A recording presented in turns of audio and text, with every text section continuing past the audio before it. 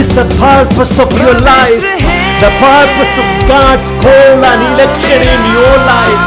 This is the great promise in the Bible that God calls you to obtain His kingdom and glory. मेरे लिए घर ऊंचा और ऊंचा बन रहा है प्रभु की उपस्थिति में।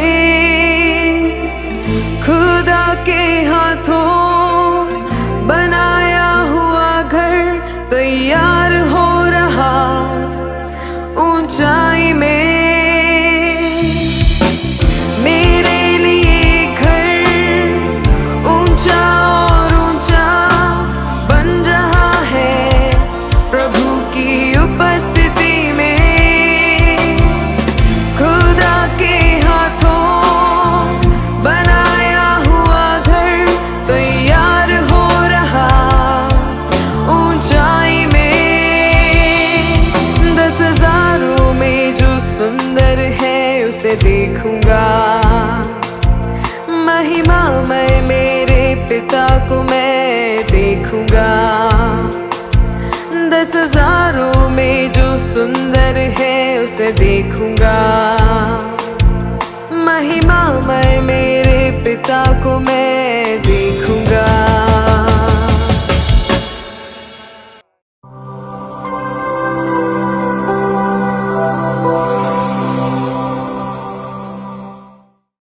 Welcome to kingdom and glory of God.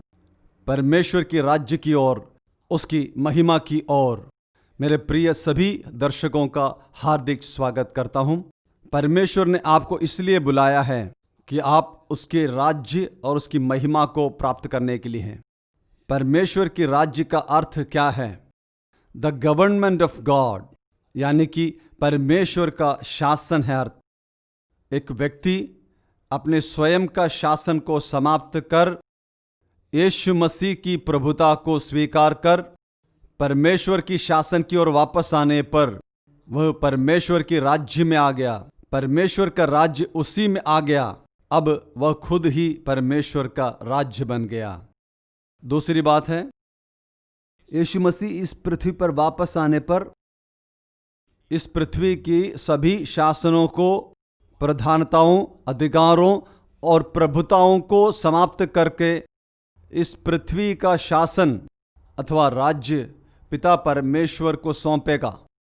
यीशु मसीह इस पृथ्वी की छवि को बदलकर अपना शासन इस पृथ्वी पर आरंभ करने पर परमेश्वर का राज्य वास्तव में इस पृथ्वी पर प्रकट होगा। अपने 1000 साल शासन के पश्चात मौजूदा पृथ्वी और आकाश को बदलकर एक नई पृथ्वी और आकाश को परमेश्वर स्थापित कर परमेश्वर द्वारा बनाया गया और स्थिर नींव वाला परमेश्वर का नगर नया यरूशलेम स्थापित कर परमेश्वर सभी युगों से बचाए गए परमेश्वर के संतानों के साथ मिलकर शासन आरंभ करने पर अनंत राज्य आरंभ होता है। इस अनंत राज्य को प्राप्त करने के लिए ही परमेश्वर आपको बुलाया है। परमेश्वर आपको बुलाया है कि आप सिर्फ उसके राज्य को प्राप्त करें, बल्कि उसकी महिमा को भी प्राप्त करने के लिए हैं। परमेश्वर की महिमा का अर्थ क्या है? पवित्र ग्रंथ के इतिहास में परमेश्वर अपने आप को एक मनुष्य के इंद्रियों को समझने लायक प्रकट किया तो उस दैविक प्रत्यक्षीकरण को बताया गया नाम है परमेश्वर की महिमा। The glory of God means the visible, tangible and the Audible presence of God. देखने वाला, छूने वाला, सुनने वाला परमेश्वर की उपस्थिति को ही परमेश्वर की महिमा कहते हैं। दूसरी बात में कहें तो परमेश्वर की जीवन की संपूर्ण प्रकटीकरण को ही परमेश्वर की महिमा कहते हैं। यानी कि परमेश्वर की महिमा का अर्थ परमेश्वर स्वयं ही है। The glory of God means God himself. एक परमेश्वर की संतान का वास्तविक अधिकार और आशीष इस पृथ्वी का कोई भी वस्तु नहीं है। स्वर्ग में मिलने वाला कीमती मुकुट और पदवियां भी नहीं। नए यरूशलेम नगर में प्राप्त होने वाला खूबसूरत भवन भी कुछ भी नहीं। उसके वास्तविक आशीष अधिकार भी नहीं। एक परमेश्वर की संतान का वास्तविक आशीष और अधिकार परमेश्वर स्वयं ही है, उसकी महिमा है। पवित्र ग्रंथ के सभी उपदेशें इन दो मुख्य बातों पर आधारित है, परमेश्वर ने प्रकट किया है। एक बार फिर इस परमेश्वर की महिमा की ओर, परमेश्वर के राज्य की ओर मैं आप सबका स्वागत करता हूं। पिछले 12 एपिसोडों के द्वारा परमेश्वर की धार्मिकता के बारे में हम विस्तार से अध्ययन कर रहे थे। रोमियो की पुस्तक 3 अध्याय के 23वां और 24वां वाक्य इस प्रकार कहता है, कोई भी फर्क नहीं, सब ने पाप करके परमेश्वर की महिमा को खो दिया है। वह मानव जाति का मूल समस्याओं के बारे में हमें सिखाता है। इस पृथ्वी के सभी मनुष्य परमेश्वर के नियमों का उल्लंघन कर परमेश्वर के विरुद्ध में पाप करके पापी लोग बन गया, परमेश्वर की महिमा को खो दिया, अनंत मौत के लिए दंडित किया गया है। किंतु अब परमेश्वर की अनुग्रह से यीशु मसीह में उद्धार के द्वारा परमेश्वर एक व्यक्ति को मुफ्त में धर्मी बनाता है, अथवा पाप किए बिना व्यक्ति के रूप में एक व्यक्ति को गिनता है। यह परमेश्वर की अनुग्रह के द्वारा होने वाला कार्य है। उस परमेश्वर के अनुग्रह के बारे में पिछले कुछ एपिसोडों के द्वारा हम सीख रहे थे। परमेश्वर की अनुग्रह का अर्थ क्या है? पहला, पाप से छुटकारा के लिए, अनंत उद्धार के लिए, धार्मिकता के कार्यों को बताने पर। परमेश्वर की अनुग्रह का अर्थ परमेश्वर के द्वारा संपन्न कराया गया एक प्रवृत्ति है। उद्धार का मतलब स्वर्ग का पिता परमेश्वर मानव जाति के लिए यीशु मसीह के क्रूस के ऊपर संपन्न कराया गया परमेश्वर की प्रवृत्ति है।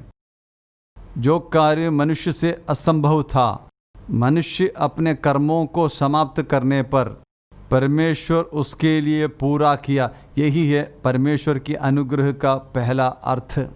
अब पाप किए बिना जीवन जीने, पाप से जय पाने के विषय में, उसके समान परमेश्वर का सभी नियमों को पालन करते हुए परमेश्वर के वचन में चलने वाले विषयों में,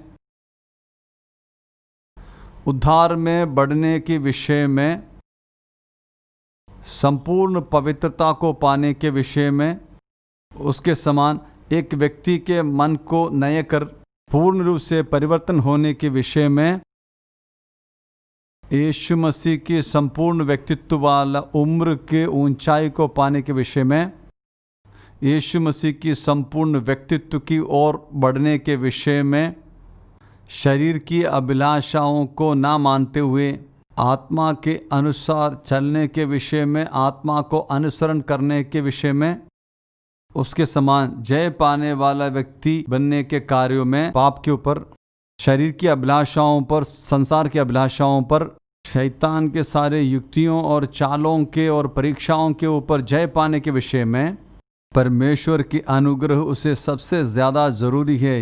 यानी कि परमेश्वर अपनी पवित्र आत्मा के द्वारा एक व्यक्ति के भीतर वास करके जो कार्य वह नहीं कर सकता, वो सब कार्यों को उसके द्वारा करता है, अथवा ये सब करने के लिए परमेश्वर उसे सामर्थ्य देता है अथवा उसे सहायता देता है।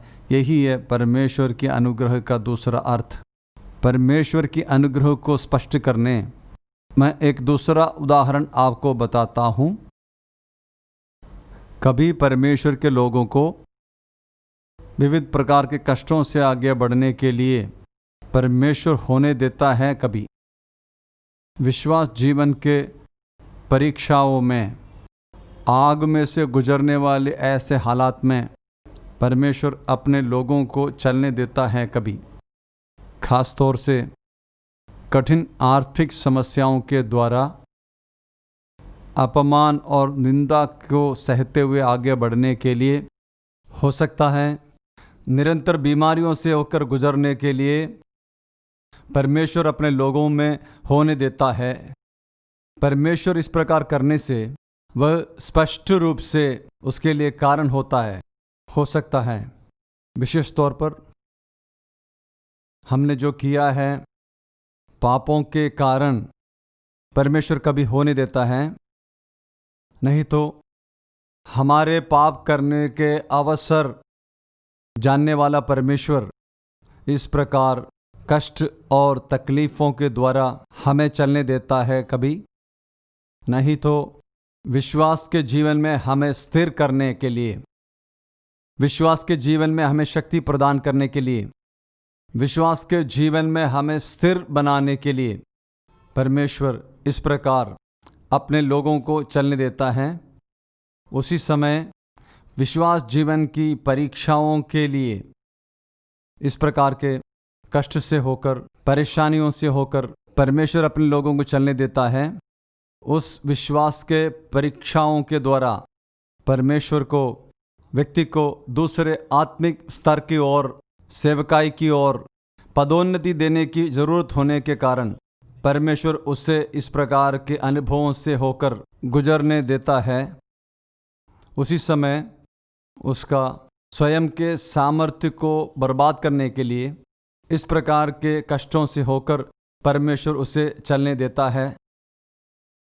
यीशु मसीह के समान उसे सिद्ध बनाने के लिए, परिपूर्ण बनाने के लिए परमेश्वर इस प्रकार के अनुभवों से होकर उसे चलने देता है कभी।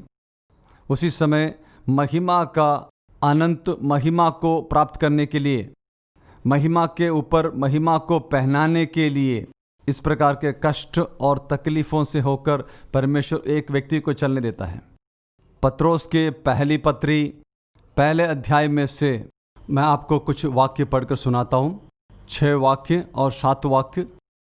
उसमें आप अब थोड़ी समय के लिए विविध परीक्षाओं से परेशान होने से भी आनंदित होता है, यानी कि अनंत उद्धार पाने के लिए, अनंत महिमा को पाने के लिए परमेश्वर हमको बुलाया है। उस उम्मीद में और विश्वास में आगे बढ़ रहे हैं हम, किंतु इस दुनिया में हमें विविध प्रकार की परीक्षाओं से, कष्ट और दुखों को भुगतना पड़ सकता है। 7वां वाक्य कहता है, सड़ जाने वाला, आग में पवित्र किए जाने वाले सोने से भी आपका विश्वास की परीक्षा सबसे महत्वपूर्ण है। यीशु मसीह की प्रत्यक्षीकरण में प्रशंसा, महिमा और मान्यता में प्रकट होने के लिए ऐसा संभव होगा। यानी कि इस पृथ्वी में आप कष्ट और तकलीफ और परेशानियों को अनुभव करने पर यीशु मसीह की प्रत्यक्षीकरण में वह परमेश्वर के सामने महिमा, प्रशंसा और मान्यता के कारण बनेगा। अब दूसरा एक वाक्य मैं दिखाता हूँ। प्रेरित संत पौलुस कुरिन्थियों को लिखा दूसरा पुस्तक 12वां अध्याय में है, उसका 9वें वाक्य में, वह मुझसे, मेरी अनुग्रह तुझे काफ़ी है, मेरी सामर्थ्य तुम्हारी कमज़ोरी में परिपूर्ण होता है, ऐसा बताया। ये वाक्य को देखें, वह मुझसे, मेरी अनुग्रह तुम्हारे लिए काफ़ी है, मेरा सामर्थ्य तुम्हारी कमज़ोरी में परिपूर्ण हो जाता है, ऐसा बोला। इसका पृष्ठभूमि हम सब जानता है। परमेश्वर संत पौलुस को अनेक स्वर्गीय दर्शनों को दिखाया। हम जो सीख रहे हैं ये इनमें से सभी कार्य परमेश्वर ने प्रकाशन दिया था पौलुस संत को। उस प्रकाशन की अधिकता के कारण वह खुद में प्रशंसा करने का अवसर है करके परमेश्वर जानता है, क्योंकि स्वर्गीय प्रकाशन इतनी महत्वपूर्ण बातों को शरीर में जीवित रहने वाला एक व्यक्ति में परमेश्वर देता है। उसके शरीर में स्वाभाविक रूप से प्रशंसा होती है। उसको जानने वाला परमेश्वर पौलुस को ताड़ना देने के लिए शैतान का एक दूत को भेजा वह किसी रीति से उसे परेशान करता था या उससे कमज़ोर बनाता था, ऐसा वहाँ कहता है। उससे छूट जाने के लिए, उस कमज़ोरी को छूट जाने के लिए संत पौलुस ने परमेश्वर से 3 बार विनती किया था, किंतु परमेश्वर ने उसकी विनती के अनुसार उत्तर नहीं दिया था। परमेश्वर ने उसे उत्तर दिया कि मेरी अनुग्रह तुम्हारे लिए काफ़ी है, मेरा सामर्थ्य तुम्हारी कमज़ोरी में परिपूर्ण होता है। ध्यान दीजिए, परमेश्वर पौलुस संत को कष्टों से होकर गुजरने दिया, उसके प्राण में मौजूद सामर्थ्य में निर्भर होने से उसकी स्वयं की शक्ति को उसे बर्बाद कर उसे कमज़ोर बना देता है। उसके बाद परमेश्वर की अनुग्रह में उसे लाया जा रहा है। संपूर्ण रूप से परमेश्वर के अनुग्रह में आश्रित होने के लिए एक व्यक्ति को परमेश्वर सिखाता है। जगत के नियम के अनुसार एक व्यक्ति की प्राण में और बुद्धि का स्वयं की खूबियों को बढ़ाने के कार्यों को किया जाता है। परमेश्वर के कार्यक्रमों में एक व्यक्ति की स्वयं की खूबियों को, स्वयं की सामर्थ्य को परमेश्वर उसे बर्बाद कर उसे कमज़ोर बनाने के बाद परमेश्वर अपने अनुग्रहों के द्वारा उसे भरकर उसे परमेश्वर में सिर्फ आश्रित होने वाला एक आत्मिक अनुभव की ओर परमेश्वर उसे बढ़ाता है। पौलुस कहता है, मुझे सामर्थ देने वाले के द्वारा मैं सब कार्यों के लिए सामर्थी हूँ। परमेश्वर अपने अनुग्रह एक व्यक्ति के अंदर अधिक से भरने के लिए वह सबसे अधिक कमज़ोर होना चाहिए।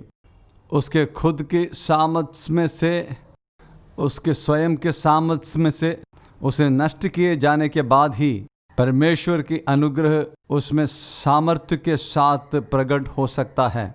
इसलिए परमेश्वर एक व्यक्ति को कष्टों से होकर, तंगी के हालत में और परेशानियों से होकर जाने देकर उसके स्वयं को बर्बाद कर परमेश्वर का अनुग्रह उसे समृद्धि के साथ दिया जाता है।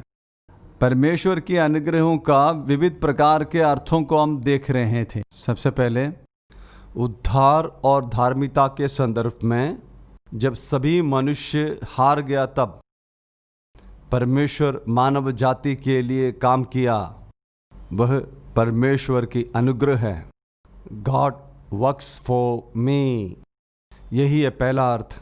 दूसरी बात है, उद्धार की प्रगति के कार्य में परमेश्वर मेरे भीतर अपनी आत्मा में वास करके मुझ में काम करता है। ही वर्क्स इन मी, यानी कि वह उस उद्धार में बढ़ने के लिए सभी सहायता मुझे प्रदान कर मुझ में काम करता रहता है। परमेश्वर की अनुग्रह का तीसरा अर्थ है गॉड वर्क्स थ्रू मी, परमेश्वर मेरे द्वारा काम करता है। विशेषकर आत्मिक वरदानों के, सेवकाई के वरदानों के बारे में जब बताते हैं, परमेश्वर एक व्यक्ति के द्वारा दूसरा व्यक्ति को अनुग्रह देने के लिए कार्यान्वित है। व्यक्त करता हूँ 9 प्रकार के वरदानों के बारे में वचन कहता है। चंगाई करने के वरदान के बारे में सोचें। चंगाई का वरदान उस व्यक्ति का नहीं, उस व्यक्ति के द्वारा प्रकट होने वाला परमेश्वर की अनुग्रह है। भविष्यवाणी का वरदान उस व्यक्ति का नहीं, उस व्यक्ति के द्वारा परमेश्वर प्रकट करने वाला परमेश्वर की अनुग्रह है।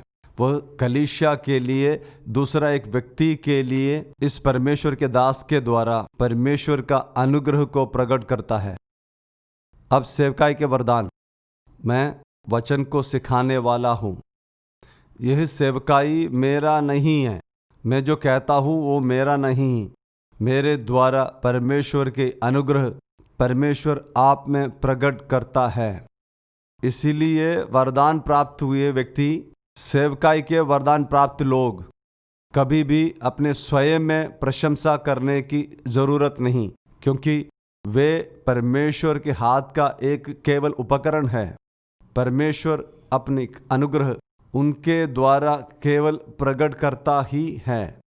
किंतु कोई भी व्यक्ति इसमें प्रशंसा करने पर परमेश्वर उसे कष्टों के द्वारा, परीक्षाओं से होकर गुजरने देकर उसकी प्रशंसा को, स्वयं के अहंकारों की शक्तियों को नष्ट करके धीरे धीरे परमेश्वर की अनुग्रह की अर्थों को उनको समझाएगा। अब अनुग्रह के दूसरे अर्थ प्रार्थना सोचें। प्रार्थना मेरी स्वयं से चलने वाला एक कार्य नहीं, बल्कि पवित्र आत्मा मेरे हृदयों को भरकर आत्मा में चलने वाली एक सेवकाई है प्रार्थना। स्वयं से कोई भी, स्वयं की शक्ति से कोई भी व्यक्ति प्रार्थना नहीं कर सकता, किंतु पवित्र आत्मा उसे अनुग्रह देने से ही वह प्रार्थना कर सकता है। आराधना, स्तुति और प्रशंसा वह एक व्यक्ति के स्वयं से चलने वाला सेवकाई नहीं है, वह शरीर से करने वाले सेवकाई नहीं, उसके निर्णय करने से होने वाली सेवकाई नहीं, बल्कि उसकी आत्मा में वास करने वाला पवित्र आत्मा अपनी उपस्थिति के द्वारा उसके हृदयों में भरकर, उसके हृदय को सामर्थ्य देकर उससे आत्मा में आराधना करने के लिए, परमेश्वर की स्तुति करने के लिए शक्ति देता। यही परमेश्वर की अनुग्रह। अभी आत्मा के फल के बारे में सोचें। प्रेम, आनंद, शांति, धीरज, दया, भलाई, विश्वास, नम्रता, संयम, ये सब हमारे हृदय में प्रकट होने वाला आत्मिक फल है। ये हमारा नहीं, मनुष्य का फल नहीं। एक मनुष्य आत्मा से भरपूर होने पर उसमें वास करने वाला परमेश्वर की आत्मा उसके हृदय को पवित्र आत्मा की उपस्थिति से भरकर उस भराई में जीने वाला एक व्यक्ति में ये सारे आत्मा के फल एक समान प्रकट होता है। ये सब हमारा नहीं है, परमेश्वर की अनुग्रह है। प्रेम परमेश्वर की अनुग्रह है। शांति, आनंद, संयम, ये सब हमारी आत्मा में प्रकट होने वाला परमेश्वर की अनुग्रह है। ये हमें जानना है। अब यह परमेश्वर की अनुग्रह प्राप्त होने की परेशानी क्या है? क्या है हमें परमेश्वर की अनुग्रह को गहराई से अनुभव नहीं कर सकते? इसका सबसे महत्वपूर्ण कारण हमारी स्वयं की शक्ति है, अथवा हमारे स्वयं के ऊपर आश्रित होना है। हमारी स्वयं की शक्ति सबसे ज़्यादा होने पर, हम अपनी खूबियों पर, अपनी स्वयं की शक्ति पर आश्रित होने पर, परमेश्वर के ऊपर भरोसा करने के लिए अथवा परमेश्वर की अनुग्रह पर आश्रित होने के लिए नहीं हो सकता।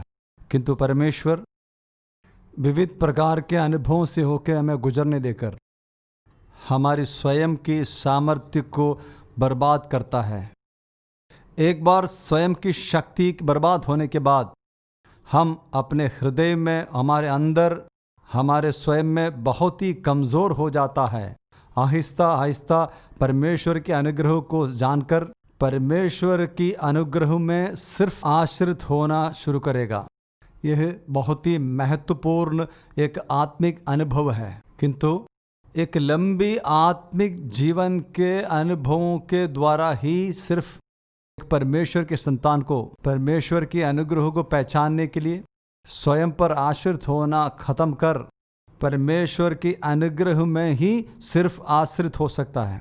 अब एक महत्वपूर्ण वाक्यों को भी पढ़कर मैं इस परमेश्वर की अनुग्रह की सिखलाई को समाप्त करना चाहता है। एफेसियों की पत्री 2 अध्याय के 6वें वाक्य मैं पढ़कर सुनाता हूँ। एफेसियों की 2:6, यीशु मसीह में है हमारे प्रेम के संबंध में उसकी अनुग्रह के अत्यंत भरपूरी में आने वाले दिनों में प्रकट होने के लिए यीशु मसीह में उसके साथ पुनरुत्थान करा करके स्वर्ग में बिठा के रखा है। यानी कि आने वाले युग में, यानी कि आने वाले उस नए युग में परमेश्वर अपने अनुग्रह के अत्यंत भरपूरी को हमारे लिए परमेश्वर प्रकट करने जा रहे हैं। यानी कि परमेश्वर की अनुग्रह के अत्यंत भरपूरी आने वाले समय में ही, सिर्फ उस नए युग में ही हम पूर्ण रूप से उसे पहचानेंगे। मैं इस 3 एपिसोडों में परमेश्वर की अनुग्रह के बारे में आपसे कह रहे थे। मुझे भी परमेश्वर के अनुग्रह की गहराइयों को प्रकट नहीं कर सकता है, मैं परमेश्वर के अनुग्रह को अनुभव करने वाला, उस अनुग्रह में जीवित रहने वाला एक व्यक्ति भी है। उद्धार से लेकर महिमामय होने तक के सभी कार्य परमेश्वर की अनुग्रह है, किंतु अनंत जीवन में मिलने वाला, आने वाले दिनों में मिलने वाला अनुग्रह के अत्यंत भरपूरी के साथ तुलना करने से आज जिस अनुग्रह को हम अनुभव करता है वह कुछ भी नहीं है। यह वचन हमें सिखाता है। किंगडम एंड ग्लोरी मिनिस्ट्रीज के अफ्रीकन मिशन की ओर मेरे सभी माननीय दर्शकों का हार्दिक रूप से स्वागत है। अफ्रीका 54 देश, लगभग 3000 भाषाएं, प्राकृतिक संसाधनों से संपन्न दुनिया का दूसरा सबसे बड़ा महाद्वीप, राजनीतिक अस्थिरता और आंतरिक युद्धों के कारण बर्बाद होते देश, कष्टों को झेलने वाला जनसमूह, आंतरिक युद्धों के कारण शरणार्थी बनकर रहने वाले 44 लाख से अधिक शरणार्थियों के मध्य में और स्थानीय लोगों के बीच में सेवकाइयां जारी है। ये लोग अभी भी बलात्कार और युद्ध के भय और चिंता में जी रहे हैं। इन लोगों के समूह को पॉलिथीन विभाजित और मिट्टी की झोपड़ियों में रहने के लिए छोड़ दिया जाता है। पौष्टिक भोजन, कपड़ा, शिक्षा और आधुनिक चिकित्सा उपचार की सुविधा अभी भी इनके लिए उपलब्ध नहीं है। जानवरों की तरह अपने जीवन को आगे बढ़ाने के लिए इन्हें भयानक परिस्थिति में छोड़ दिया जाता है। यहाँ हजारों अनाथ हैं, शारीरिक और मानसिक रूप से अक्षम हैं। यहाँ तक कि मानसिक रूप से मंद बच्चों के प्रति दुर्व्यवहार, मानव तस्करी और यौन शोषण भी इस देश में असामान्य घटना नहीं है। बच्चों से लेकर बड़ों तक पानी लाने के लिए लंबे समय तक लाइनों में इंतजार करना यहाँ का एक दैनिक दृश्य है। सांत्वना देने और साहस बढ़ाने के लिए हमारे मिशन के कार्यकर्ता घर घर जाकर परमेश्वर का वचन सिखाते और इनके लिए प्रार्थना भी करते हैं। ग्रामीण और दूर दराज के क्षेत्रों में सुसमाचार का प्रकाश लाने के लिए ग्रामीण सुसमाचार यूनिट की अपनी परियोजना पहले से ही शुरू कर दी है। उद्धार पाने वालों को मसीह में बढ़ाने के लिए गांव की कलीसियाएं मिशनरियों को विभिन्न अफ्रीकी देशों में भेजने के लिए बाइबल के प्रशिक्षण केंद्र, मानसिक रूप से कमजोर बच्चों के पुनर्निर्वास के लिए विशेष स्कूल, मुफ्त शिक्षा वाले प्राथमिक विद्यालय, अनाथ और गरीब बच्चों के लिए बच्चों का गांव। इसके अलावा हम नई परियोजनाओं के विस्तार और आरंभ करने की प्रक्रिया पर हैं, जैसे कि प्रत्येक गांव में एक प्राथमिक विद्यालय, बोरवेल, प्राथमिक स्वास्थ्य केंद्र, हर जिले में एक विशेष स्कूल, व्यवसायिक प्रशिक्षण संस्थान और बोरवेल इकाइयां। आपको भी इन परियोजनाओं में भाग लेने के लिए आमंत्रित किया जाता है। आप बच्चों के गांव, विशेष स्कूल, बाइबल स्कूल में से किसी एक को प्रायोजित कर सकते हैं। आप एक या अधिक मिशनरियों का समर्थन भी कर सकते हैं। आप हमारे साथ ग्रामीण चर्च भवन निर्माण, प्राथमिक स्वास्थ्य केंद्र, बोरवेल या बोरवे यूनिट में भागीदार हो सकते हैं। यदि आप एक विशेष शिक्षक, व्यवसायिक प्रशिक्षक, चिकित्सा पेशेवर या शिक्षक हैं, तो आपकी मदद की सख्त जरूरत है। आपके पास इस मिशन क्षेत्र में जाने और सेवा करने का अवसर है। यदि आप अपनी खुद की सेवकाई करने का दर्शन रखते हैं, तो हमारा एनजीओ आपको सभी आवश्यक कानूनी सहायता देने के लिए तैयार है। शब्दों से परे बर्बादी की हालत में रहने वाले हमारे सहजीवियों, साथियों की उन्नति और सहायता के लिए आए हम मिलकर काम करें। नया यरूशलेम नगर मेरा भवन है, तेरी महिमा की संपूर्णता का वारिस हूँ। नया यरूशलेम नगर मेरा भवन है, तेरी महिमा की संपूर्णता का वारिस हूँ।